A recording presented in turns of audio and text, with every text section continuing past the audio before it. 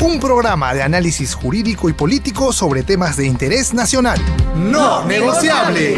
Con Paola Martínez, Jorge de Lama e Isabel Soto. Aquí te brindamos información sin filtros ni compromisos, porque en No Negociable la verdad no está a la venta. Sabemos lo que te preocupa y lo analizamos desde un enfoque legal y también cristocéntrico. Sintonízanos todos los lunes y viernes a partir de las 5:30 de la tarde. Solo por Betel. ¡Te acompaña! Jorge de Lama e Isabel Soto. Amigos. Muy buenas tardes, Paola, Jorge, ¿cómo están, amigos de todo el Perú? ¿Desde qué parte del Perú nos están escuchando? Efectivamente, hoy día es un programa más de No Negociable y tenemos un tema importante, no solamente porque afecta todo lo que es el interés nacional, sino porque es necesario informarse acerca de este delito. Este delito del que vamos a tratar el día de hoy está relacionando a fiscales, gobernadores regionales y hasta presidentes de la República. Así que si tú estás escuchando el programa, mantente atento porque vamos a tener a un invitado muy especial.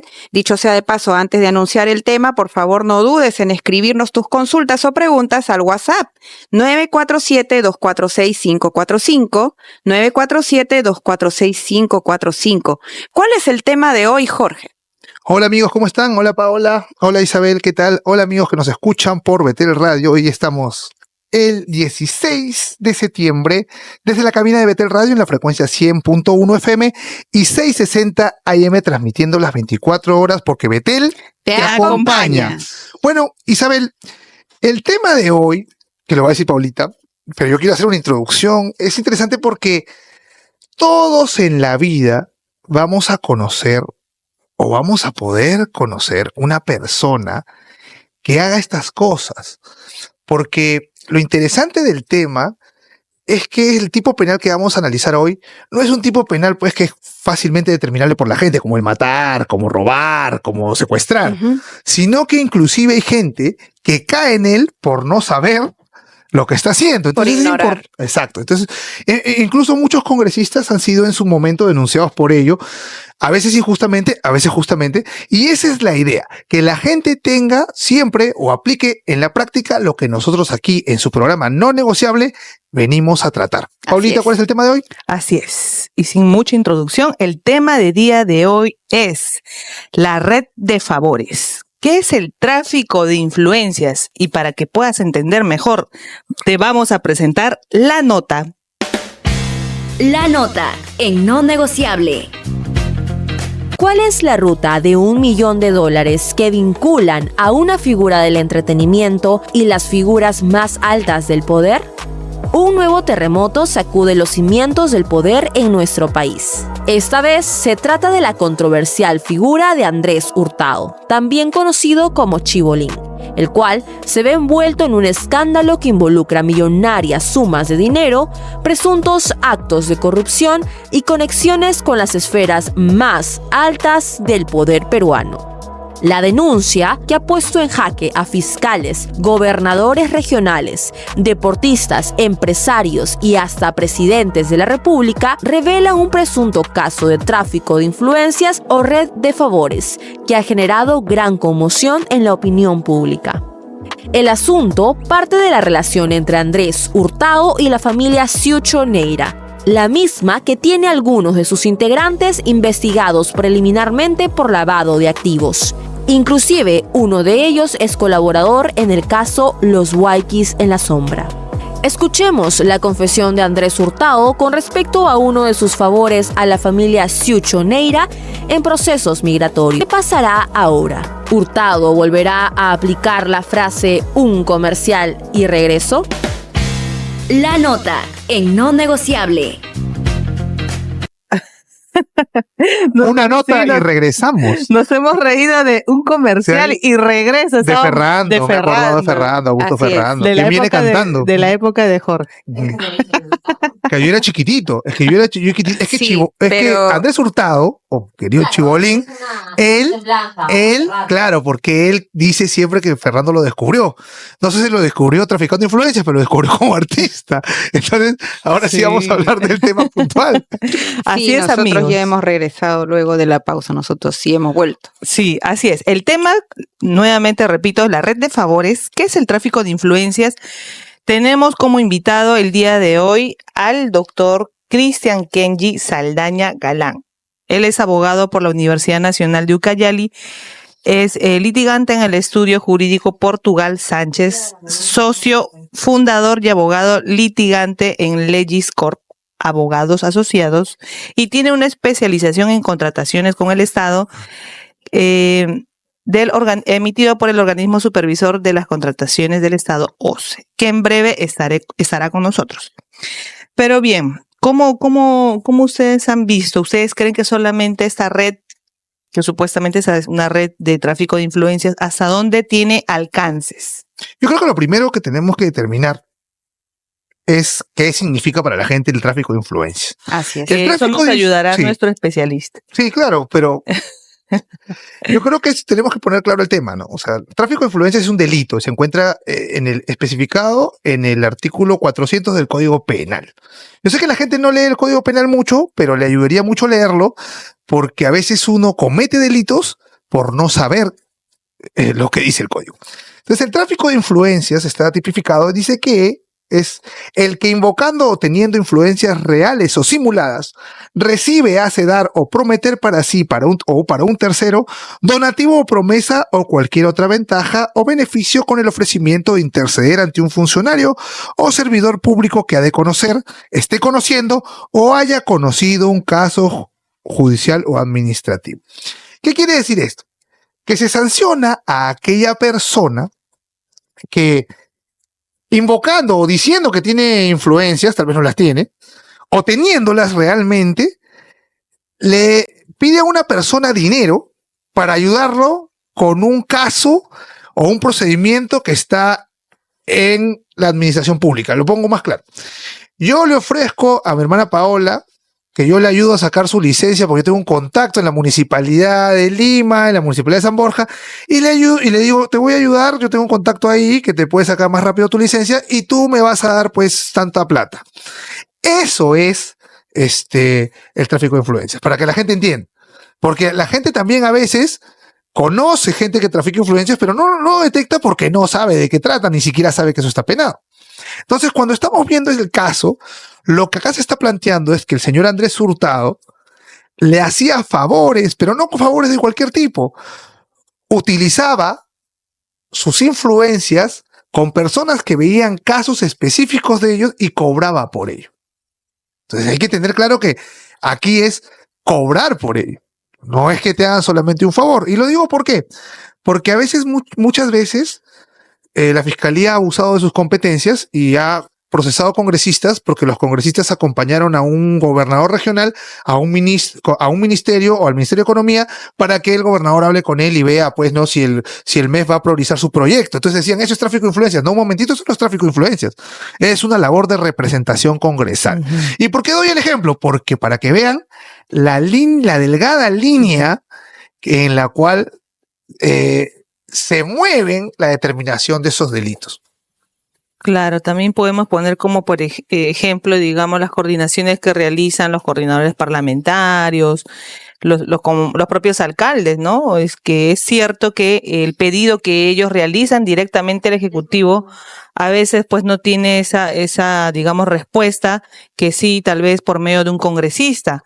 Entonces, como bien señalaba Jorge, es una línea delgada, ¿no? Pero bien, ya está nuestro invitado conectado, el doctor Cristian Saldaña. ¿Cómo está? Muy buenas tardes, doctor. Habla Paola Martínez. Buenas tardes, Paola. Un gusto saludarlos a todos. Buenas tardes con todos. Un gusto, doctor. Doctor, queremos por favor que usted pueda enseñar a nuestros oyentes que el día de hoy puedan entender un poco más en relación a lo que trata este delito de tráfico de influencias. ¿Y por qué constituye un acto contra la administración pública? Sí, correcto. Para entender un poco y simplificar lo que la ciudadanía debe entender en el delito de tráfico de influencias. En primer lugar, debemos entender que esta conducta está regulada en el Código Penal.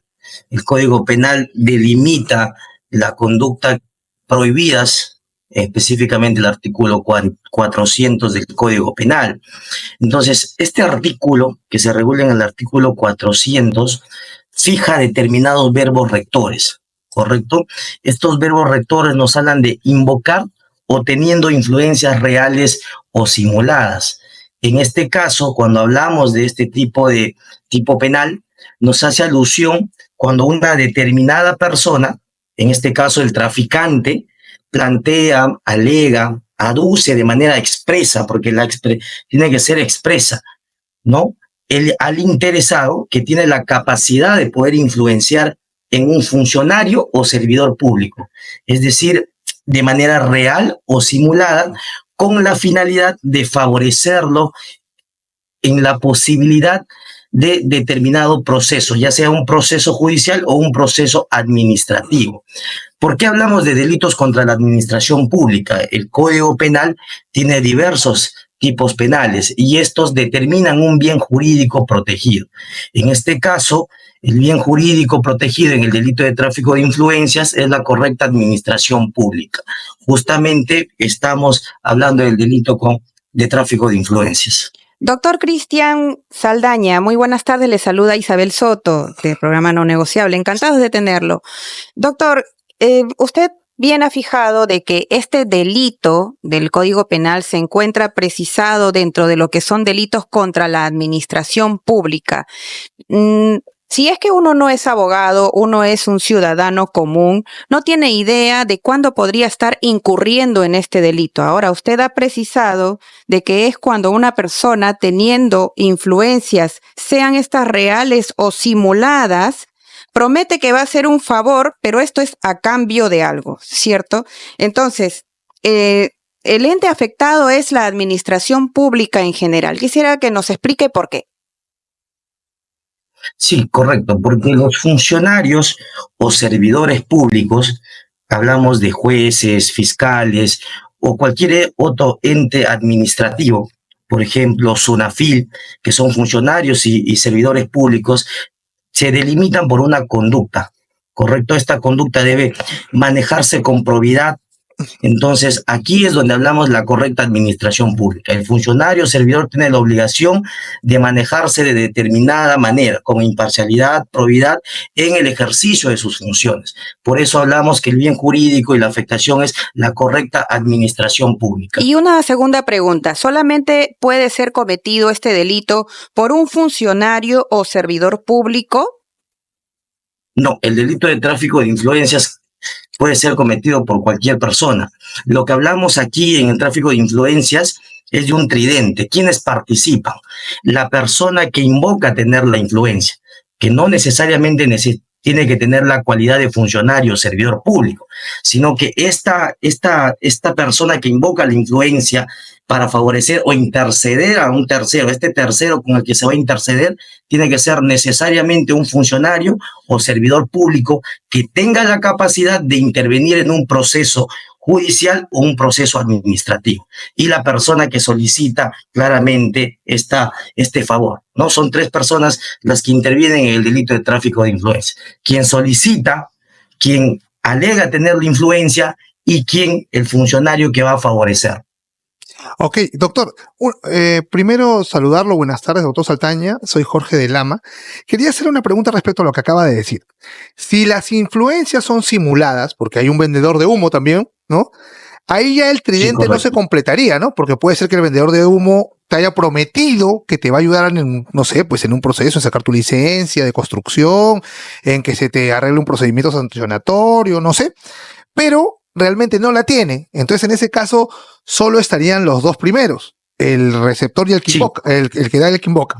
Lo otro que le quería consultar, y qué bueno que Isabel hizo la pregunta sobre el tema del funcionario público, porque el señor Andrés Hurtado, en el caso que ha aparecido, que está en las redes, él dice que, o él ha dicho, que como él no es funcionario público, no le alcanzaría el tipo penal, pero sí lo alcanza, como usted bien ha dicho. Ahora, respecto del tema, ¿qué tipo de pruebas, ¿no? O cómo podemos probar que exista esto? Y le hago una pregunta puntual en este caso.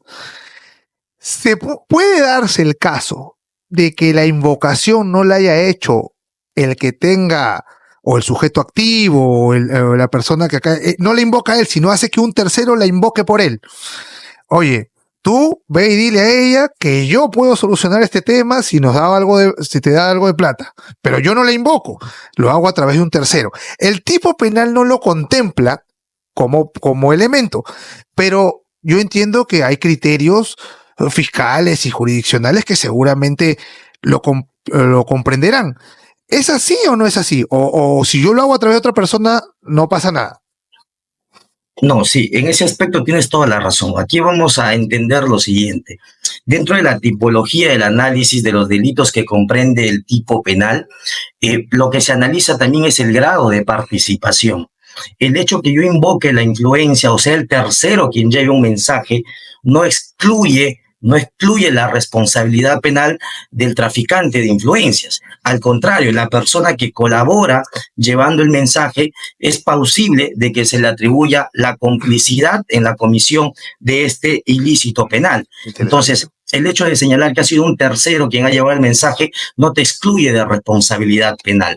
Ahora, la forma de probática penal, lo que debemos entender es que en el derecho penal hay libertad probatoria.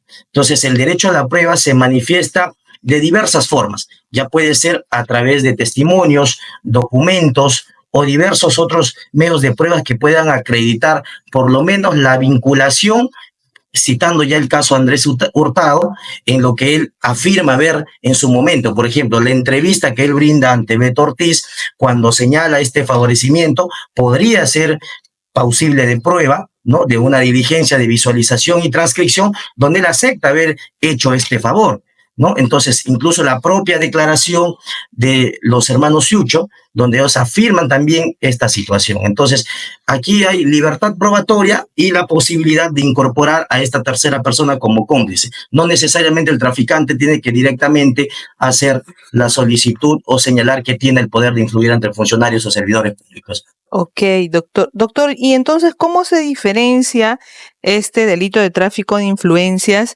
como, digamos, el cohecho o la corrupción, por ejemplo?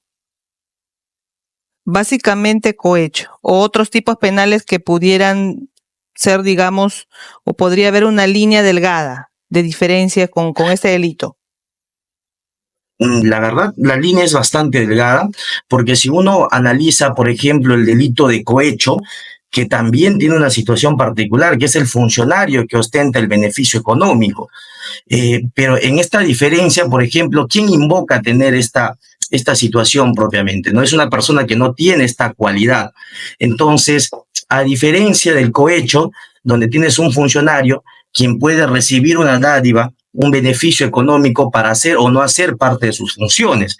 En este caso tienes el traficante de influencias que no necesariamente es un funcionario quien va a solicitar. Ahora, en el delito de tráfico de influencias, lo que tiene que analizarse es este ánimo, ¿no? No basta con que yo señale y vaya y le ofrezca, ¿sabes qué? Necesito que me favorezcas en este proceso, porque la sola escucha no es delito. Entonces, aquí necesariamente él tiene que haber señalado, yo tengo la capacidad, como señala el señor, yo tengo la capacidad de poder influir y favorecerte en esta situación. Ahí va básicamente las diferencias. Y haber recibido el dinero, doctor, porque si no recibió ningún dinero, ¿cómo quedaría esto atípico? ¿O qué pasaría? No recibió ningún beneficio. Imaginemos el caso en el cual le ayudó, intercedió por él, intervino en un proceso donde no tenía que intervenir y donde, como hemos dicho, es un procedimiento que la administración tiene que resolver de manera neutral, pero no recibió, ni pidió, ni exigió ningún tipo de retribución o dádiva, ¿no? O ninguna ventaja, ningún beneficio. ¿Cómo quedaría el caso allí? En este caso sí es importante el ánimo de lucro, ¿no? Es necesario el dolo directo, porque no solo es el ánimo de vender la influencia, sino también la predisposición para comprometerse a influir en algún funcionario a cambio de un beneficio. No necesariamente hablamos de un tema económico o pecuniario, pueden ser de distintas otras maneras, atendiendo ya la libertad probatoria, puede ser que esta influencia se deba con la finalidad de obtener otro tipo de favor, no necesariamente económico, pero sí se analiza por el tema de la libertad probatoria el ánimo de lucro, ¿no? Entonces, del traficante, justamente. Doctor, y antes de pasar específicamente al caso mediático de Andrés Hurtado Chibolín, quería preguntarle acerca del resultado, porque el Código Penal establece de la persona, o sea que teniendo las influencias reales o simuladas, pero ¿qué pasa cuando eso no se cristaliza en la práctica? Le comento porque en la Administración de Justicia hay abogados litigantes que podrían proponer a sus clientes estas propuestas indecentes de acudir ante un juez o ante un fiscal para poder ayudarlos a resolver su caso.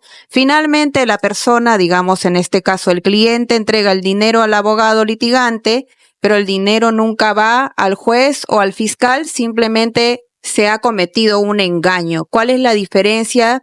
Entonces, ¿hay un concurso de delitos aquí o solamente es el tráfico de influencias? Lo evaluamos desde el tema del resultado, doctor. Ya, aquí lo que hay que tener en consideración es lo siguiente. En su oportunidad, la Corte Suprema se ha pronunciado en el caso Aurelio Pastor. Ustedes recordarán el caso Aurelio Pastor, y aquí es interesante esta crónica, porque habla justamente del deber del abogado, ¿no? Entonces, no hay que confundir aquí la situación. Tanto el abogado como cualquier otra persona puede cometer tráfico de influencias. El punto es hasta qué concepto, hasta qué conducta es reprochable o no, porque el punto es señalar, yo como abogado, ¿puedo hacer una gestión como abogado de ir a hablar al juez sobre el caso de mi cliente? Sí puedo hacerlo. Pero si este punto yo le ofrezco al cliente y le digo que voy a interceder ante el juez para que lo favorezca a cambio de un beneficio económico, claro, configurando el delito de tráfico de influencias. Porque como señalo, en el tema del abogado también se analiza la probidad, la conducta, de cómo se maneja de acuerdo al código de ética también.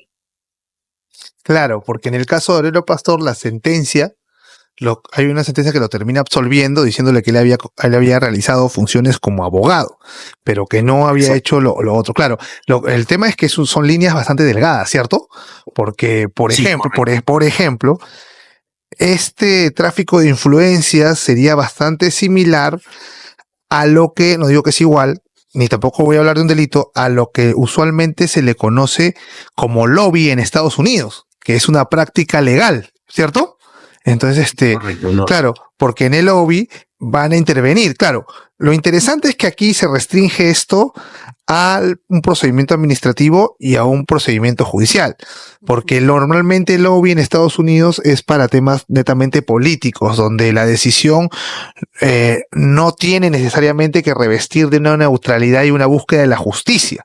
¿No? Que creo que ahí está el punto de por qué, como bien ha dicho el doctor, esto ataca al sistema de justicia o digamos no a la función pública. Ese es el tema. Ahora, creo que tenemos que ir a una pausa, dice producción. Sí. Vamos a una pausa y regresamos con el doctor Cristian Saldaña Galán, que nos está hablando del delito de tráfico de influencias. Continuamos con No Negociable. Amigos, estamos tocando el tema, la red de favores. ¿Qué es el tráfico de influencias? Estamos con el doctor Cristian Saldaña y queremos hacer una cronología en relación a los hechos que han venido suscitándose mediáticamente, han sido ya denunciados, expuestos en los diferentes dominicales, en los diferentes reportajes de todos los canales de televisión y queremos hacer un breve recuento. Como ustedes han podido ver, por ejemplo, en el programa del señor Beto Ortiz, se presentó la señora Ana Ciucho, que es hermana de un conocido futbolista, el cual estaría inmerso en esta denuncia, en la cual esta señora muy conocida porque es la esposa del conocido jugador Oreja Flores, salió en defensa de sus hermanos y habló en relación a estos vínculos que tendría la familia Ciucho con el polémico conductor Andrés Hurtado, más conocido como Chibolín, ¿no? Que tendría estos vínculos y quien le habría pedido el cambio de favores exorbitantes bajo un tema de un pago de suma de dineros. Ante esto, el Juzgado Supremo de Investigación Preparatoria dictó un impedimento de salida del país por 15 días. Sí, y a este señor se le investiga porque habría participado en la devolución de una fuerte carga de dinero que fue incautada al señor Augusto Javier Muley, a quien se le investiga por el delito de lavado de activos, según lo que salió en la prensa, porque por lo menos yo no he podido revisar información de la fiscalía. Luego, a cambio, el señor Andrés Hurtado habría recibido, según lo que indicó la señora Ana Ciucho, $1 millón por ese favor, por haber hecho esa gestión. Así Pero es. eso es lo que ha dicho ella, ¿no? A Chibolín se le vinculó con el narcotraficante Demetrio Chávez Peña Herrera, alias Vaticano, quien habría sido el Chapo peruano. Un narcotraficante de aquellos, de hace muchos años, tuvo un problema y salió en libertad el 2016. El nexo de Andrés Hurtado con alias Vaticano sería porque le habría facilitado mujeres a este capo de la droga. ¿Cómo se investiga un caso de tráfico de influencias? ¿Qué tipos de pruebas son necesarias para demostrar la existencia de este delito, doctor? Doctor Cristian Saldaña, ¿no se puede escuchar? Ya. Sí, los escucho. Sí, doctor Cristian Saldaña, estábamos haciendo un recuento del caso que nos ha conmocionado a todos mediáticamente, el caso de este señor Andrés Hurtado, alias Chibolín, pero queríamos preguntarle, ¿cómo se investiga un caso de tráfico de influencias? ¿Cuáles son las pruebas que son contundentes para demostrar la existencia de este delito? Sí, les explico. En el derecho penal, como los había señalado hace un momento, hay libertad probatoria. Generalmente, en el tráfico de influencia, podemos advertir, por ejemplo, que sería un poco complicado, por así señalarlo, pero no difícil, que exista una prueba directa del acto irregular, del ofrecimiento. De serlo, pues, sería claramente una situación sumamente favorable para la Fiscalía. Pero de no ser así, se construye prueba por indicios. Entonces, en esta prueba por indicios es un cúmulo de evidencias o puntos resaltantes que prueban la teoría de la Fiscalía. En este caso, como había señalado, el reconocimiento del señor Andrés Hurtado en el programa, donde señala haber intercedido para favorecer a determinada persona. La declaración de la hermana de la familia Ciucho, donde da cuenta de que se le había solicitado un monto económico a cambio de interceder ante un funcionario público para que se le favorezca. Entonces, atendiendo a esta libertad probatoria, puedes señalar actas, diligencias de visualización y transcripción donde estos señores aceptan los hechos o donde dan su declaración en diversos medios de comunicación, testimonios, prueba documental, por ejemplo, una copia del proceso de investigación que se da cuenta donde se habría pagado $1 millón con efecto que se les favorezca. Entonces, todo este cúmulo de documentos, testigos van a crear convicción tanto en el fiscal como en el juez de que efectivamente el delito se ha materializado. No necesariamente tenemos que tener la prueba directa de que efectivamente se ha entregado el dinero o por lo menos donde se ha dado cuenta de que el señor Andrés Hurtado ha señalado directamente que se le ha entregado $1 millón. ¿No? Entonces, no necesariamente. Hay que construir prueba por indicios, prueba directa, prueba indirecta, de cómo se ha llegado a la conclusión de que existen indicios razonables de que se ha consumado el delito de tráfico de influencias.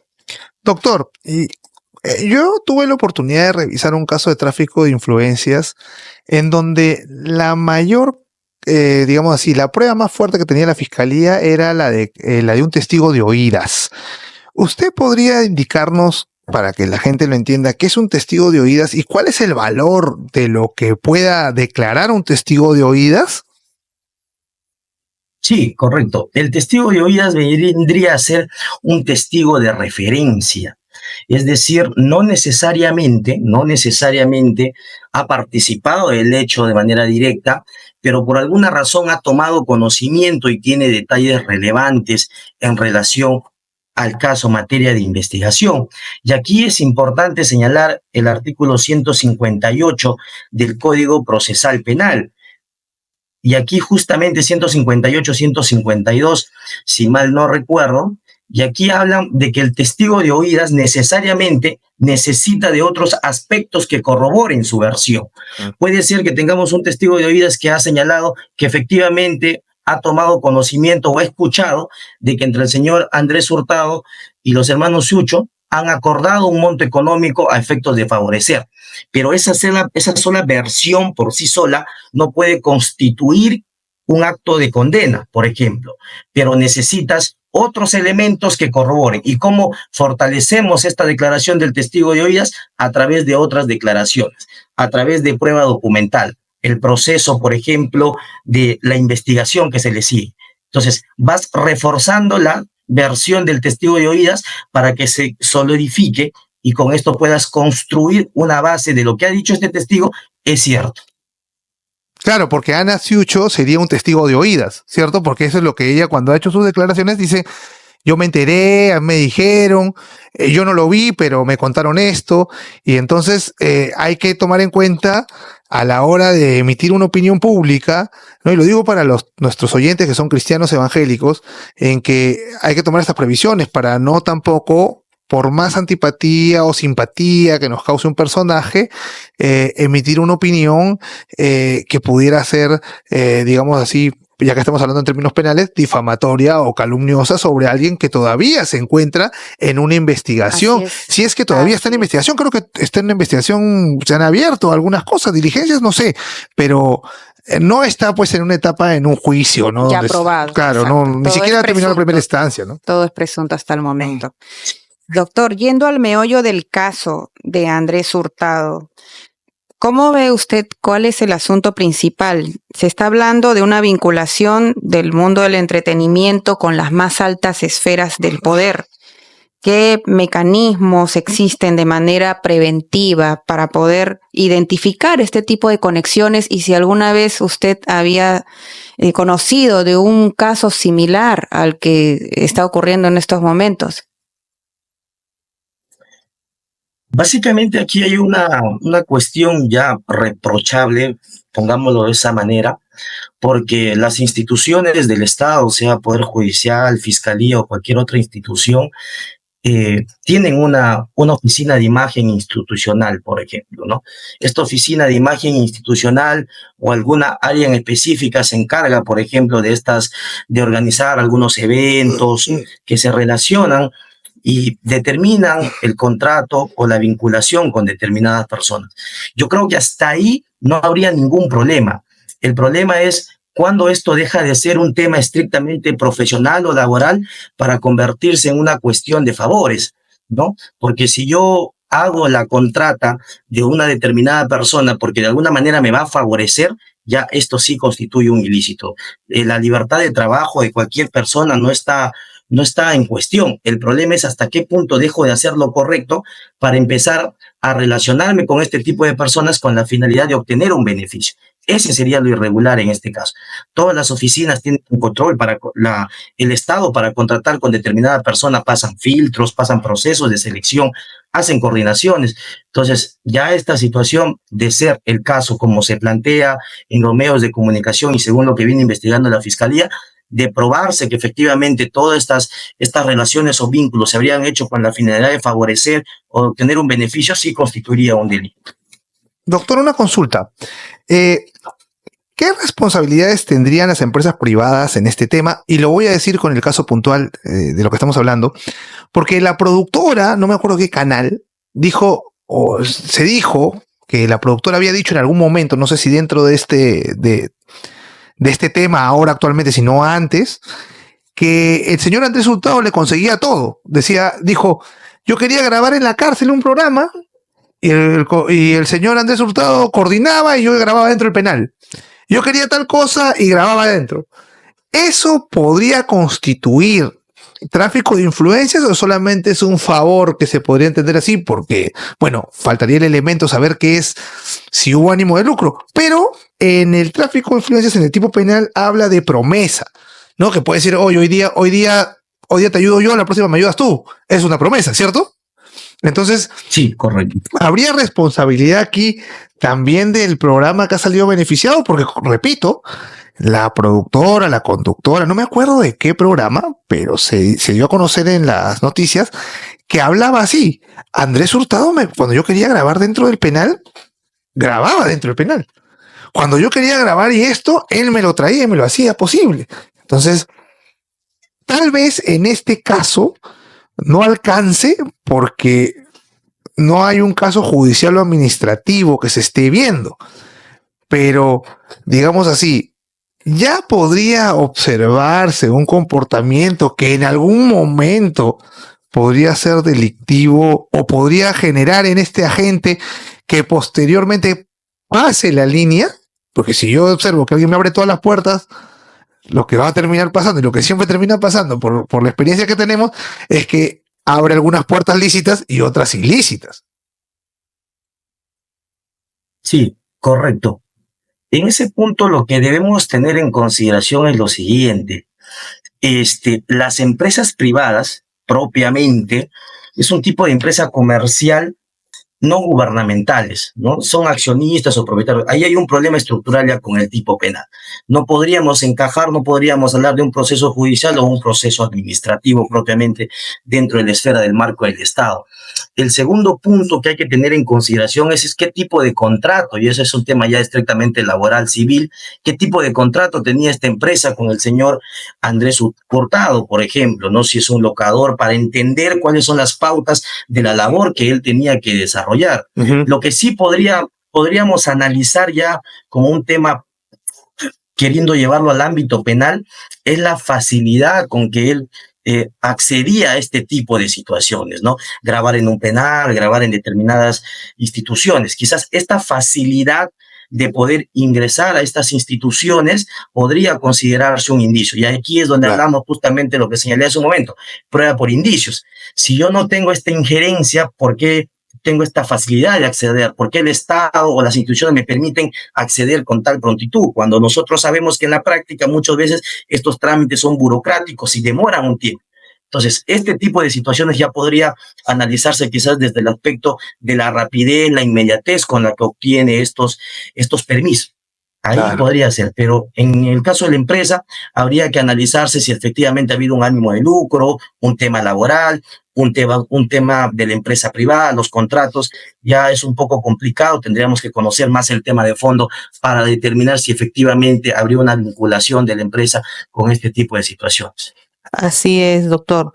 En relación a este caso del señor Andrés Hurtado, salieron muchos videos y muchas notas en relación a los vínculos que tendría el señor Andrés Hurtado, por ejemplo, y lo mencionó un estilista que se llama Carlos Cacho, que en una entrevista con Milagros Leiva señalaba que quien lo ayudó a gestionar toda su estadía dentro de la cárcel durante el tiempo que estuvo él detenido fue justamente Andrés Hurtado Chibolín.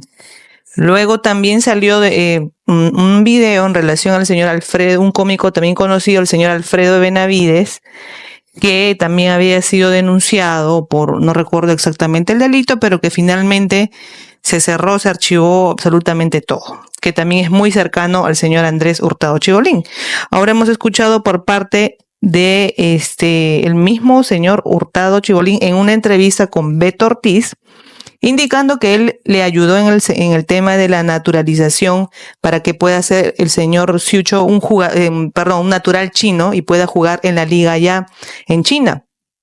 Y ahora último hemos visto en relación a la fiscal Elizabeth Peralta sobre la devolución de bloques de oro que estaba pendiente de entregar porque que tenía que entregar, ¿no? Y finalmente una entrevista también en Contracorriente de Willax Televisión se informó, la señora Elizabeth informó de que no había tenido nada que ver. Sin embargo, el señor Beto Ortiz mostrando las resoluciones, vio que tenía la firma digital de esta fiscal.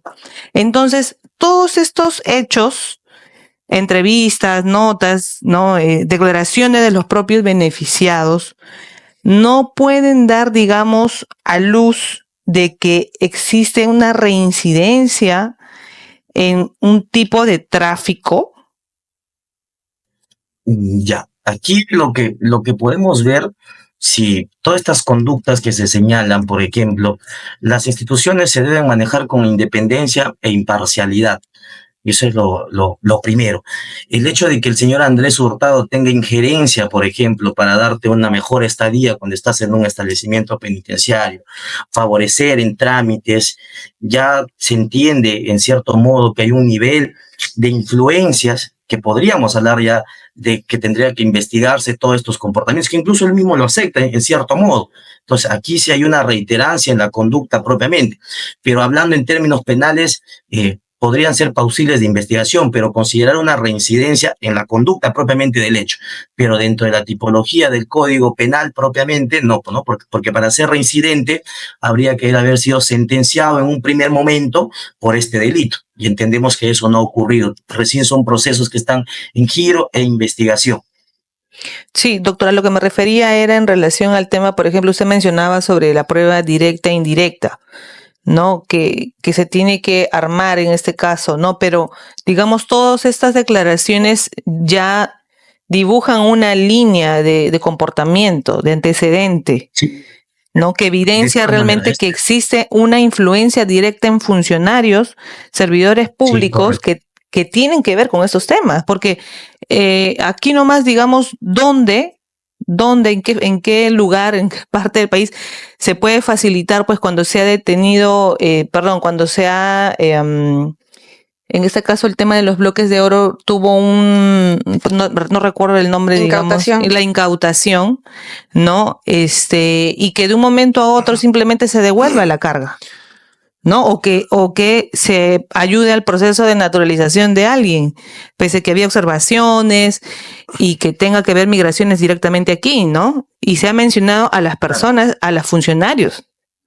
Entonces creo que allí ya hay un indicio. En la imputación concreta, doctor, quería saber, acá hay varios actos, presuntos actos de tráfico de influencias. A la hora de juzgar, ¿el juez va a considerarlo todo como uno? ¿Y qué pasa si todo como un solo acto? ¿O los va a considerar como 4 actos distintos? ¿Qué va a aplicarse con la pena? ¿Se van a sumar o no? Explíquenos, por favor. Sí, justamente aquí se advierte diversos hechos cometidos en diversos momentos. Entonces aquí necesariamente tendríamos que aplicar un concurso real del delito, ¿no?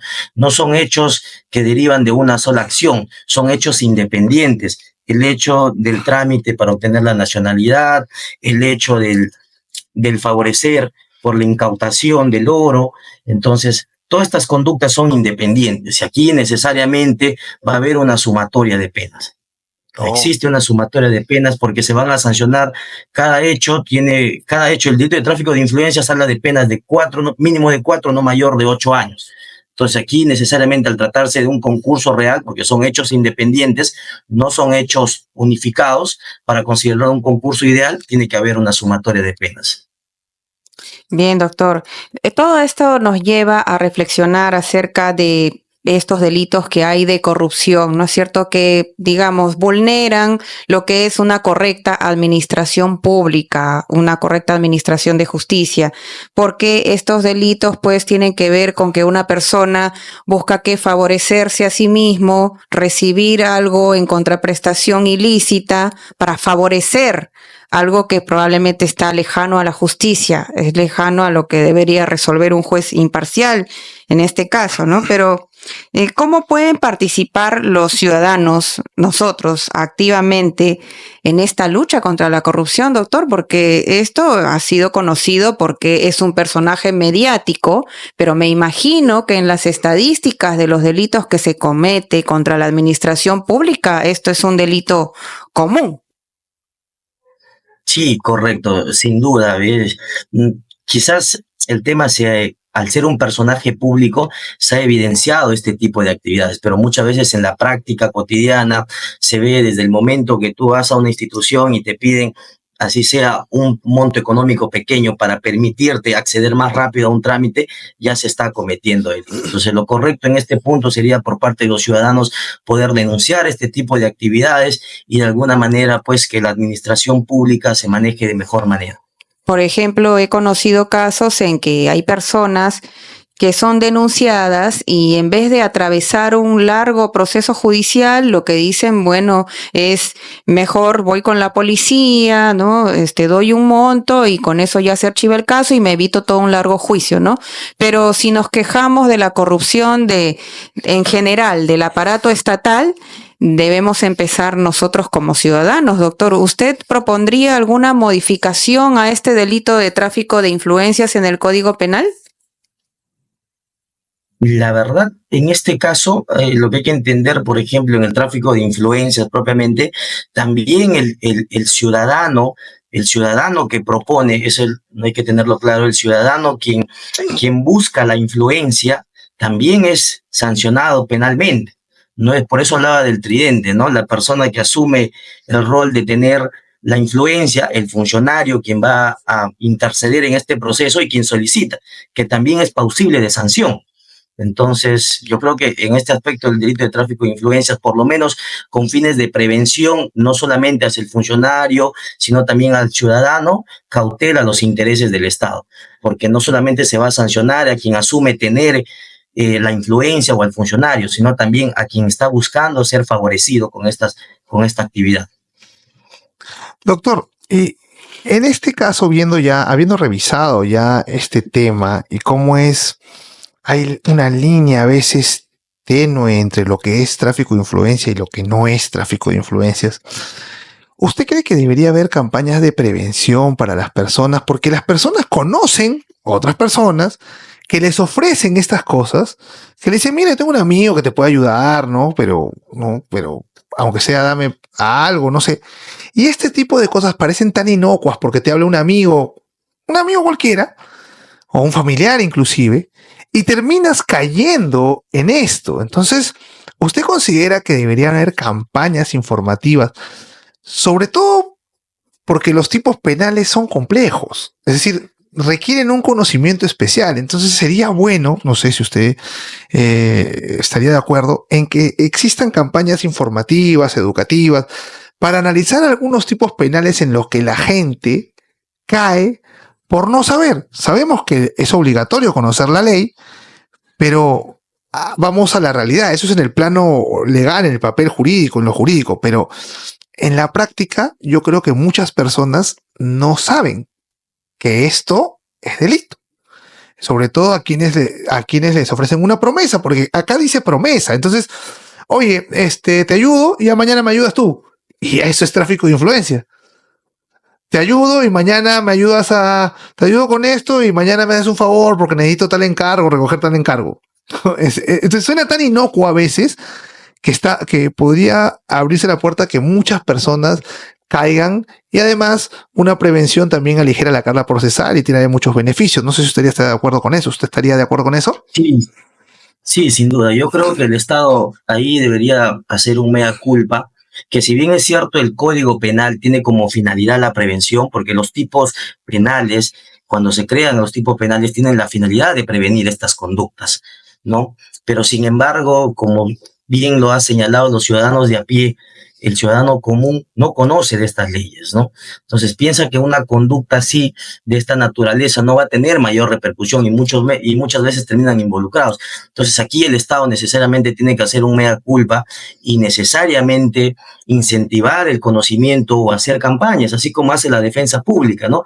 Hace campañas para verificar las problemáticas en relación a la administración de justicia.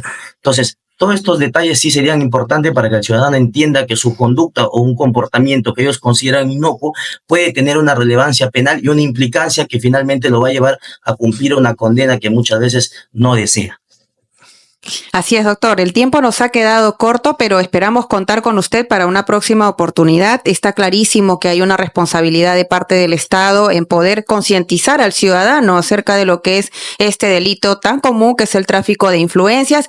Amigos, esto ha sido todo por el día de hoy. Nos vemos el viernes. Nos vemos el viernes a las 5:30, siempre aquí por Betel Radio 100.1 FM en Lima y a nivel nacional también. Nos vemos en su programa No Negociable. Bye bye. Sintonízanos todos los lunes y viernes a partir de las 5:30 de la tarde. Solo por Betel. Te acompaña.